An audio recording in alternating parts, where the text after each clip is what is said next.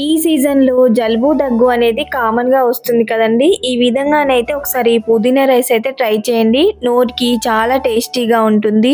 Mixie జార్‌లో కారానికి తగ్గట్టుగా పచ్చిమిర్చి, పుదీనా వేసి అయితే ఇలా పేస్ట్ చేసి పక్కకు పెట్టుకున్నాను. నా దగ్గర ఉన్న కూరగాయలైతే అన్నీ కట్ చేసి పెట్టుకున్నానండి. తర్వాత బాండీ పెట్టేసి ఆయిల్ వేడెక్కిన తర్వాత ఆయిల్‌లోకి పోపు దినుసులైతే యాడ్ చేశాను. తర్వాత ఇలా వెజ్జీస్ కూడా యాడ్ చేసుకొని సాల్ట్ వేసేసి అయితే మూత పెట్టి ఒక 5 నిమిషాలు ఉడికించాను.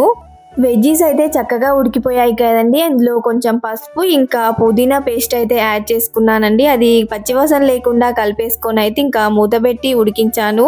నేను ముందుగానే రైస్ అయితే వండుకున్నానండి. అది కూడా ఇంకా చల్లారబెట్టేసుకున్నాను ప్లేట్‌లో వేసి.